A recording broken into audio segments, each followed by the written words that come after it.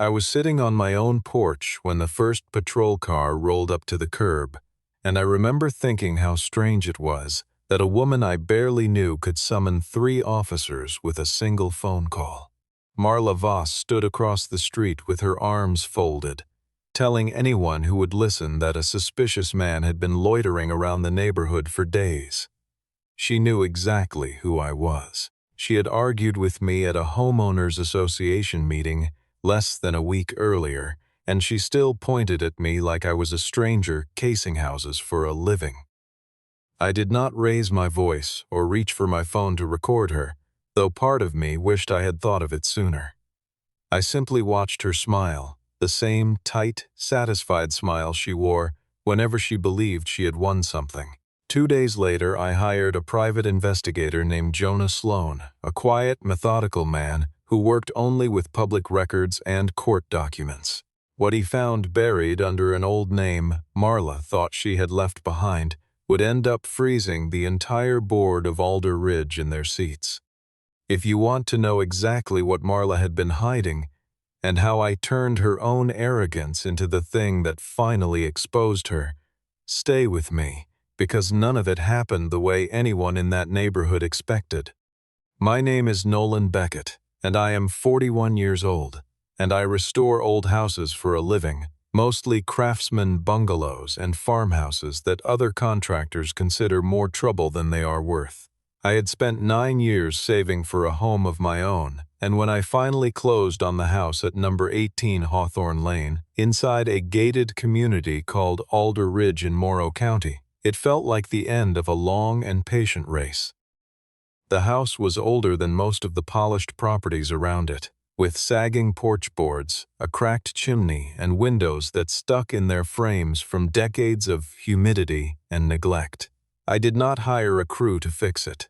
I did the work myself, evenings and weekends, sanding and painting and replacing rotten wood one board at a time, because that was the only way I knew how to make a house feel like mine.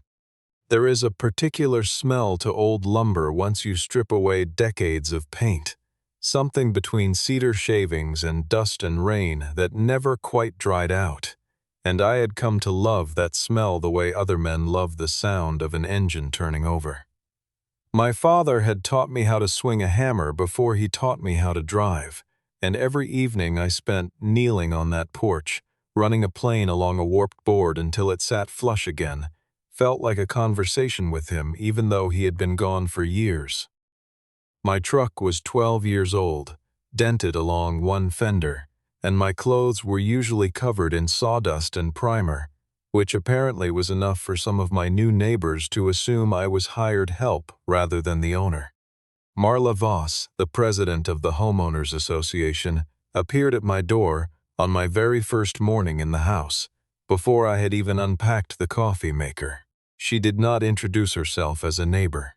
She asked where the homeowner was, as though I were obviously some laborer sent ahead to prepare the property. When I told her I was the owner, she looked me over slowly, from my work boots up to my paint-stained shirt, then down toward my truck parked in the driveway, and asked to see identification before she would believe me. I declined to hand over my personal documents to a woman I had just met on my own front steps.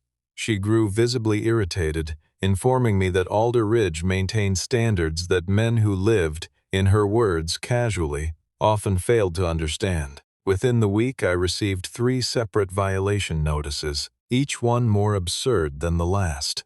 My truck, she claimed, diminished the visual character of the street. A stack of lumber on my porch was labeled unauthorized construction material, despite being nothing more than boards waiting for the next repair. A single work light in my garage was flagged as evidence of a home business operating without approval. I checked the association bylaws carefully and found no provision that any of these things violated, so I wrote a formal letter asking Marla to cite the specific rule I had broken. She never answered the question directly. Instead, she wrote back that the board reserved the right to protect the character of the community, a phrase so vague it could have justified almost anything she wanted. It became clear to me, somewhere around that third notice, that the problem was never really the truck, or the lumber, or the light in my garage. Marla had already decided, for reasons I did not yet understand, that I was the thing that needed to be removed from Alder Ridge, and she intended to use every small rule in that binder to make it happen. I attended my first association meeting mostly to contest those baseless notices in person, hoping a room full of reasonable neighbors might see through them. Marla introduced me to the room as a contractor currently staying at number 18, as if my ownership were still an open question worth debating. I corrected her calmly, explaining that I was the legal owner, and handed a copy of my deed to the secretary, a soft-spoken woman named Dana Whitlock, so there would be a record. Marla did not apologize or correct herself. Instead, she remarked, in front of everyone, that men who lived alone often failed to appreciate the family values that a community like Alder Ridge was built to protect. The room went quiet in that particular way. Rooms go quiet when everyone notices something unfair happening, but nobody wants to be the one to speak up. After the meeting, I asked to review the association's financial records, specifically a new security fee that had appeared on our latest statement without explanation. Marla refused, telling me I had not lived in the neighborhood long enough to have standing to question the board. I checked the bylaws again that night and found that every member in good standing had the right to review financial disclosures at any time, regardless of how recently they had moved in. I sent a formal written request by certified mail, and 3 days later Marla responded not with the records, but with a notice that I owed a $600 fine for failing to cooperate during what she called a residency verification process, a procedure that existed nowhere in any document I had read. From that point forward, I began keeping careful records of everything, photographing every notice, saving every envelope with its postmark, though I still did not fully understand why I would need them. One evening, as I stood near my own mailbox, Marla told me directly that the neighborhood would be a more pleasant place if I simply sold my house to what she called a proper family. I told her I had no intention of going anywhere. She studied me for a moment and said that men like me always assumed ownership meant they could do whatever they pleased. I answered that ownership only meant I could sit on my own porch without needing her permission to do it. She did not respond to that, but something shifted behind her eyes, a flicker of calculation rather than anger, and I would later understand that this small exchange was the moment she decided I needed to be turned, in the eyes of our neighbors, into something dangerous rather than merely inconvenient. The afternoon everything escalated began quietly enough. I had come home from a job site still in my work clothes, sawdust on my forearms, and settled onto the porch with a cup of coffee to review some blueprints on my phone.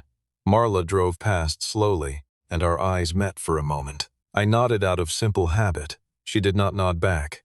10 minutes later, 3 patrol cars arrived at my curb, lights flashing, and a sergeant named Elise Hart asked me to stand, keep my hands visible, and produce identification. I complied without protest, though I asked what exactly I was suspected of doing. Sergeant Hart explained that someone had reported a suspicious man wandering the neighborhood, testing door handles, possibly preparing to break into homes. I told her I had not left my porch all afternoon and that both my doorbell camera and my garage camera would confirm it. Marla approached at that point, feigning concern, and claimed she had never seen me before in her life, a lie so brazen it nearly took my breath away, considering we had argued face-to-face at a board meeting only days earlier. I handed Sergeant Hart my driver's license, which listed this exact address, and pulled up an email confirming my ownership. Another officer checked the county property records on a tablet and confirmed I was indeed the registered owner of the home. Marla pressed further, suggesting the documents could easily be forged, and added, almost as an aside, that a man like me could not possibly afford a house in a community like Alder Ridge. Sergeant Hart's expression changed slightly, and she asked Marla whether she had personally witnessed me testing any door handles on other properties. Marla hesitated, then admitted she simply felt unsafe, an answer that satisfied no one standing in that driveway. The officers eventually apologized to me and prepared to leave, though half the street had gathered by then to watch the entire exchange unfold. Before walking away, Marla allowed herself a small, satisfied smile, as though she had accomplished exactly what she set out to do, which was to make her neighbors see me as someone worth fearing. I did not raise my voice or lose my composure, though I made a point of asking Sergeant Hart how I might request a copy of the emergency call recording and any body camera footage from the encounter. For just a second, that smile on Marla's face faltered, as though she suddenly understood I had no intention of simply forgetting what had happened on my own front lawn. The very next morning brought a new notice from the association, fining me $1,000 for what Marla described as generating unnecessary police activity that disturbed the peace of the community. The irony was almost impossible to believe, since she herself had made the call, yet somehow I was the one being held responsible for its consequences. She sent an email to the entire neighborhood that never used my name directly, describing an unverified individual who had displayed suspicious behavior, though the implication was obvious to anyone who had watched the driveway spectacle the day before.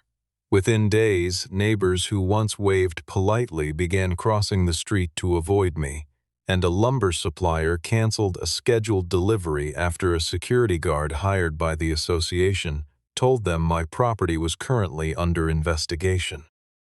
An older woman 2 doors down, who had once brought me a plate of cookies my first week in the house, would not meet my eyes when I passed her on the sidewalk, and I understood that fear travels faster through a neighborhood than any fact ever could.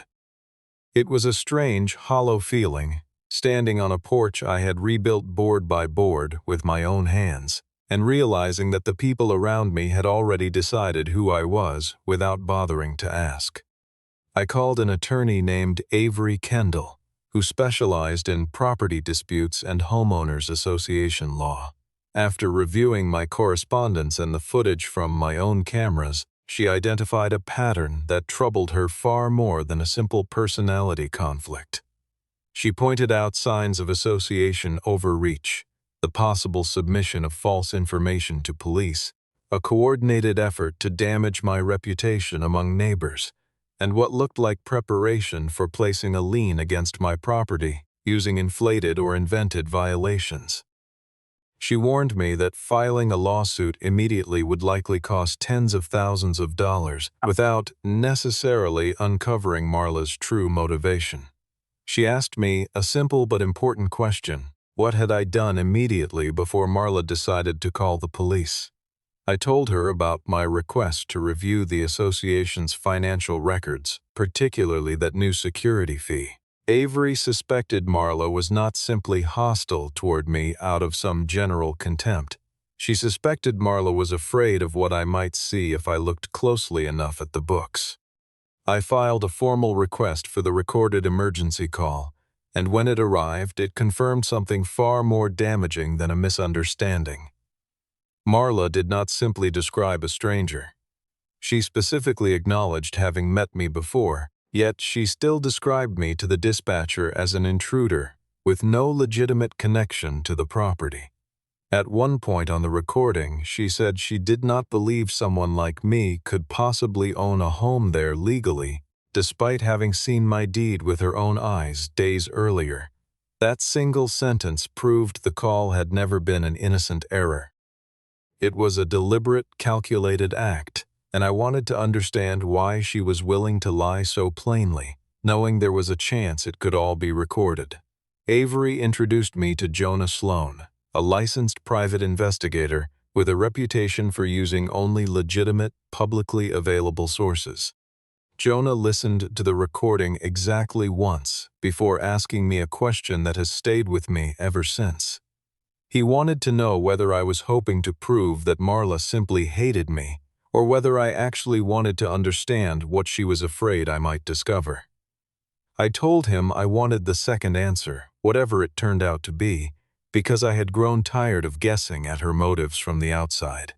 I hired Jonah on one condition: that every part of his investigation remain fully legal. I did not want him following her, entering her property, or accessing private financial information through improper means. He agreed immediately, explaining that he preferred working that way regardless, since anything obtained illegally would be worthless in any future legal proceeding anyway. Jonah worked out of a small office above a hardware store, with filing cabinets instead of decorations and a single framed certificate on the wall from his years handling insurance fraud cases before he went independent. He listened without interrupting as I laid out everything that had happened since the day I closed on the house, occasionally jotting a note in handwriting so small I could barely read it upside down. When I finished, he set down his pen and told me that in his experience, people rarely fought this hard over a truck or a stack of lumber unless something much larger sat underneath the surface. Jonah proposed 4 separate lines of inquiry that he believed would give us the clearest picture without crossing any lines. First, he would examine Marla's identity and residency history as far back as public records allowed. Second, he would search court records for any prior legal proceedings involving her under any name she may have used. Third, he would trace the businesses receiving payments from our association's budget. Fourth, he would review meeting minutes and contract approvals for any irregularities in how decisions had actually been made. I provided him with every fine notice, every email from the association, the police report, and a copy of the recent budget report listing vendors who had been paid for various services around the neighborhood. Within days, Jonah noticed something unusual. Marla's public record trail essentially began around the year 2015. Her driver's license, her property ownership, her employment history, and the name Voss itself all appeared to originate from that point forward, with almost nothing documented before it. There was no trace of where she had lived earlier, what she had done for work, or whom she might have been married to previously. Meanwhile, Marla continued applying pressure on me at home. She had someone photograph my truck, sent inspectors to examine my yard without notice, and threatened to bar me from future meetings, citing what she called hostile behavior on my part, despite my having done nothing but ask reasonable questions and file legitimate complaints. I refused to give her the reaction she seemed to want. I paid every association fee that was not actively disputed, formally contested each baseless fine in writing, and kept careful copies of every payment as proof of good faith. Marla grew increasingly frustrated that she could not provoke me into losing my temper, because she needed me to behave aggressively in order to justify the story she was building, that I was somehow a threat to the safety of the neighborhood. A week later, Jonah located an old marriage record filed in neighboring Cedar County under the name Marla Elaine Daines. The mother's name, the date of birth, and the signature on that document matched Marla Voss precisely, though the record also revealed she had used yet another variation of her name at one point, Elaine Daines Porter. Jonah searched court archives under that second name and called me close to midnight, insisting we meet in person rather than discuss anything further over the phone. When I arrived, he had 2 certified copies of court documents spread across his desk, each one stamped by the county clerk. He explained calmly that Marla had not simply changed her name after a marriage the way many people do. She had used that change to disappear entirely from a legal process that was still, as far as the record showed, unresolved. Both documents in front of us carried the same troubling notation near the bottom of the page, indicating that outstanding warrants remained active under those earlier names. Jonah explained that roughly 11 years earlier, Marla had served as the financial manager for a condominium association over in Cedar County. She had been accused there of falsifying meeting minutes and steering repair contracts, toward companies with personal connections to her. When the investigation began closing in, she was released on bail but failed to appear for a subsequent court hearing, and the court issued 2 separate warrants as a result. One warrant addressed her failure to appear in connection with fraud and document forgery charges. The other addressed a violation of her release conditions, since she had left the jurisdiction and adopted a different name without notifying the court, as required.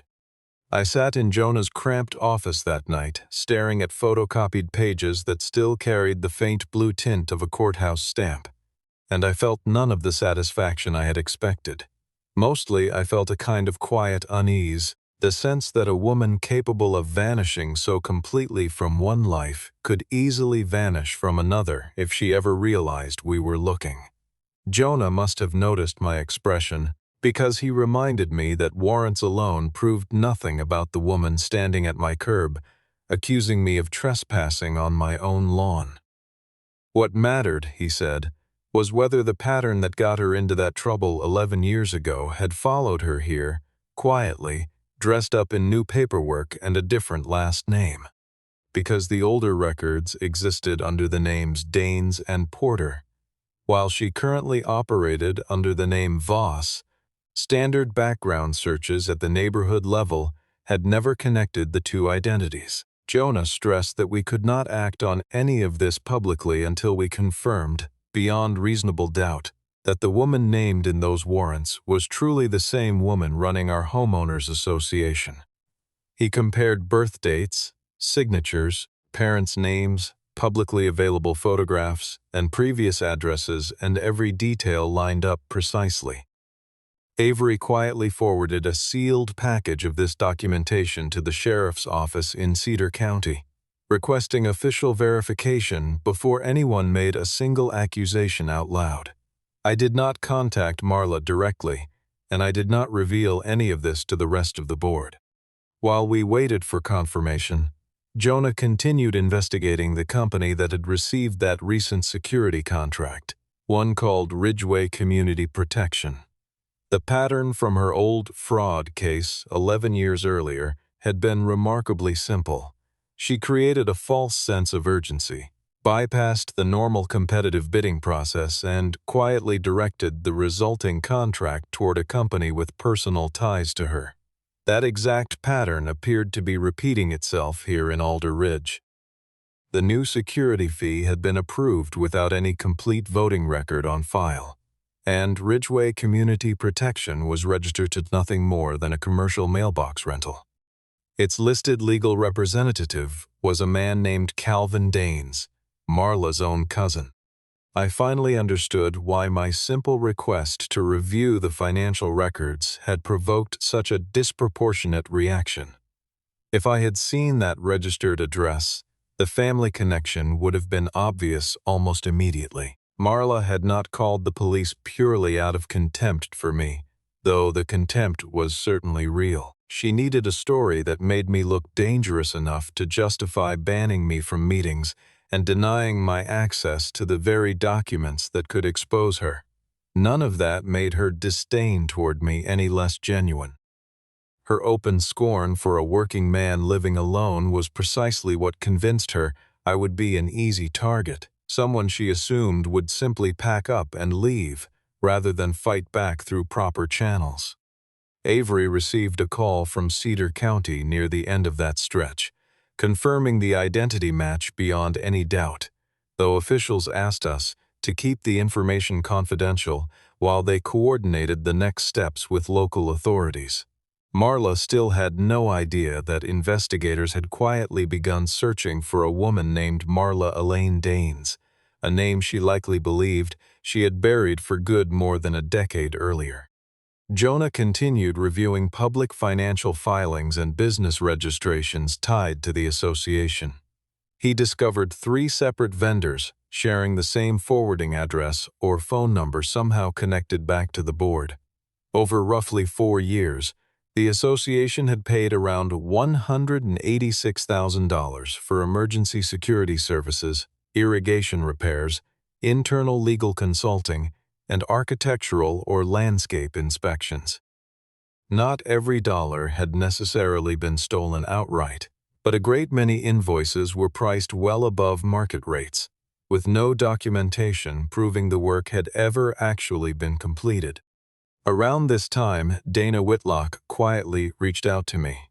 She had overheard Marla saying I would soon be barred from meetings entirely and that a lien might be placed against my property. Dana revealed that several meeting minutes Marla had circulated afterward differed noticeably from the notes Dana herself had originally recorded during those same sessions. Votes that had never actually taken place had somehow been added into the official record after the fact. I never asked Dana to steal anything. Avery simply advised her to preserve copies of documents she was already entitled to access as the association's elected secretary. Dana found an email in which Marla instructed her to alter a vote result on the security contract from not approved to unanimously approved. At almost the same moment, Marla sent me formal notice of a special meeting, its stated purpose being to consider declaring me a dangerous resident who posed a risk to the community. If that resolution passed, Marla intended to bar me from the clubhouse, restrict my access to association records, increase my daily fines, and begin preparing paperwork to place a lien against my house. She genuinely believed she was cornering me. She had no idea that Cedar County had already forwarded warrant information to authorities here in Morrow County. Avery advised me to attend the meeting but reveal absolutely nothing about the ongoing investigation. Jonah would also attend, introduced only as an invited witness with relevant expertise. Nothing more specific than that.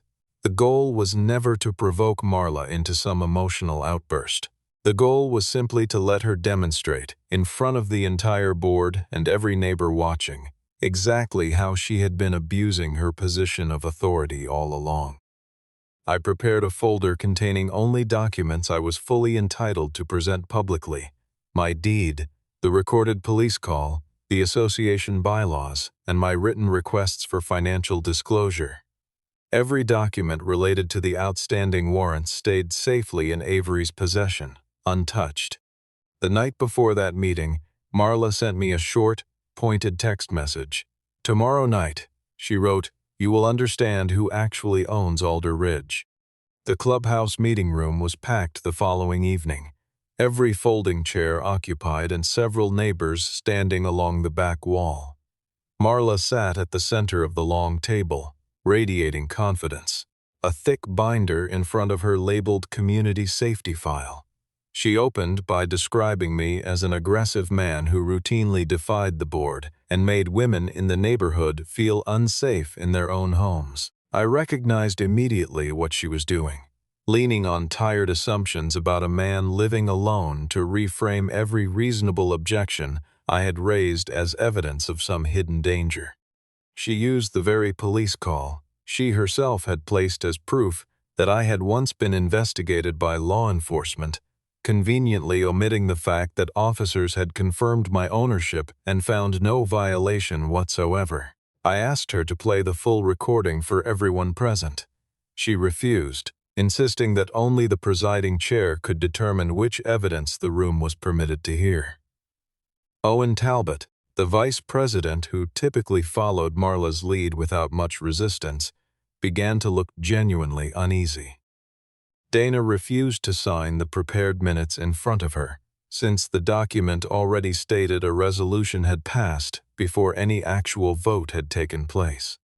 Avery stood and formally identified herself as my legal counsel, then asked Marla to state the specific bylaw that justified the $1,000 fine against me.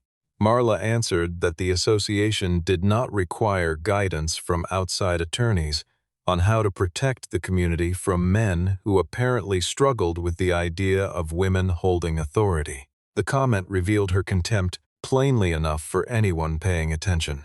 I had never insulted her. She had simply decided, over and over, that my gender itself was reason enough to paint me as some kind of threat. Jonah was introduced only as a records verification specialist. Marla recognized his name instantly, and her expression shifted the moment she heard it, as though she had already searched for him after spotting his car near my house days earlier. She accused me of hiring someone to stalk and intimidate her. I simply asked her to present evidence for that claim.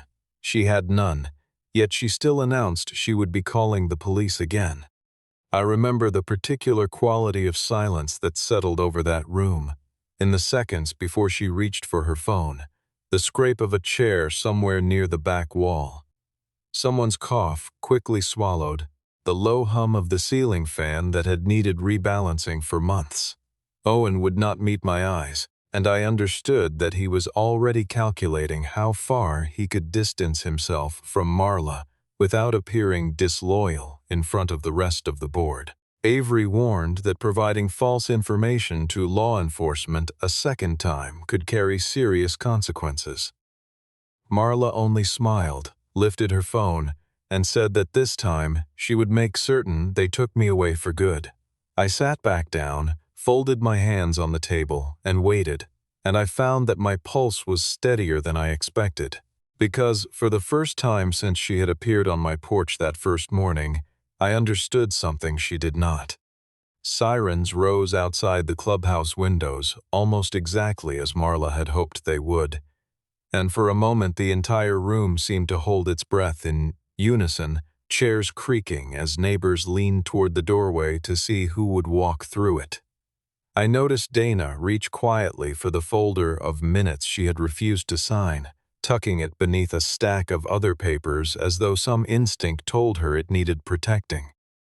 Owen's hands were trembling slightly where they rested on the table, and I understood, watching him, that he had finally realized how thin the ice beneath his own feet had become.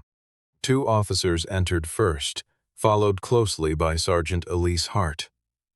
Marla immediately pointed toward me, claiming I had hired someone to dig through her private life, threatened members of the board, and disrupted the meeting entirely. Sergeant Hart asked whether I was carrying any weapon or had threatened anyone directly. Not a single witness in that room could confirm any such thing had happened. Avery explained calmly that this was a legally scheduled association meeting and that I remained a member in good standing with every right to attend. Jonah presented his private investigator license and confirmed every piece of information he had gathered came exclusively from public records available to any citizen. Marla asked the officers not to listen to what she called a group of men trying to frighten her, an argument that immediately fell apart given that my own attorney standing beside me was a woman. Sergeant Hart asked Marla to stop generalizing and answer one specific question instead. What exactly had I said or done that constituted a genuine threat? Marla had no answer, so she pivoted instead to insisting I was not the legitimate homeowner at all, despite my deed having already been verified by 2 separate officers on 2 separate occasions. I noticed Sergeant Hart seemed to be stretching the conversation out longer than necessary, glancing repeatedly toward the entrance as though expecting someone else to arrive. Owen asked whether the vote on my status could proceed regardless. Dana refused to record any resolution while an unproven accusation was actively being handled by police in the room. Marla, losing her composure for the first time all evening, announced she was firing Dana on the spot, though nothing in the bylaws gave the president unilateral authority to remove an elected secretary. An unmarked car pulled up outside. 2 plainclothes investigators walked in alongside a deputy from Cedar County. Marla stopped speaking entirely. One investigator opened a folder and asked whether she had ever used the name Marla Elaine Danes. She said no. He asked about the name Elaine Danes Porter. She denied that as well and moved quickly toward the door, but Sergeant Hart stood near the exit and told her, without laying a hand on her, that she needed to remain while officers confirmed her identity. The investigator read aloud Marla's date of birth, a previous address, and her parents' names, each detail landing in that quiet room like a stone dropped into still water. Dana, without quite meaning to, confirmed several of those details herself, having once processed an insurance claim for the association years earlier that referenced them, and I watched the color drain slowly from Marla's face as she realized how many small threads had been sitting in plain sight the entire time, waiting for someone patient enough to pull them together. Marla turned toward me and accused me of orchestrating the entire scene as some form of personal revenge. I told her calmly that I had simply hired a licensed investigator after being falsely accused on my own front porch. I had not issued any warrant. I had not forged a single document. I had not been the one who fled a courtroom 11 years earlier. The investigator confirmed that 2 active warrants tied to her earlier identities had already been verified by the court in Cedar County. He added that the financial information Jonah had uncovered had also triggered a separate inquiry into the association's finances here in Alder Ridge. Marla attempted to instruct Owen and Dana not to release any documents to anyone. Avery reminded them, in front of the officers, that destroying or concealing records once an investigation was known to be underway could expose them personally to serious legal trouble of their own. Owen immediately announced he would fully cooperate. Dana handed over the keys to the association's filing cabinet and confirmed she still had multiple conflicting versions of the meeting minutes saved. The officers did not need to force Marla into anything or create any kind of scene. Sergeant Hart simply asked her to set her phone on the table and accompany the investigators outside. Before she was led from the room, Marla turned toward me and said that I had destroyed her entire life. I answered that I had only ever sat quietly on my own porch, and that everything else in that room had been her own doing. Marla was escorted out through a room gone completely silent, past neighbors who had trusted nearly everything she had told them for years. As I glanced through the clubhouse window, I noticed the same red and blue lights that had once been used to humiliate me on my own front lawn, now reflecting instead across the hood of her car. That first time, she had stood across the street smiling while officers questioned me. This time, nobody in that parking lot was smiling back at her. Before I left the building, Avery reminded me quietly that this had only ever been the beginning of a much larger financial review. An independent auditing firm was retained soon afterward, once Owen and 2 other board members voted to suspend all of Marla's authority pending the outcome of that review. The audit ultimately confirmed tens of thousands of dollars had been funneled toward companies connected to her extended family. Several contracts had never gone through any competitive bidding process, lacked valid approval records, and offered no proof whatsoever that the paid services had actually been performed. Dana turned over the emails showing Marla had personally directed the falsification of meeting minutes. Owen admitted he had signed numerous documents without reading them closely, trusting Marla to manage every detail herself. He told the auditors, with a kind of quiet shame that seemed genuine, that he had convinced himself looking away was simply easier than confronting a woman who never tolerated being questioned.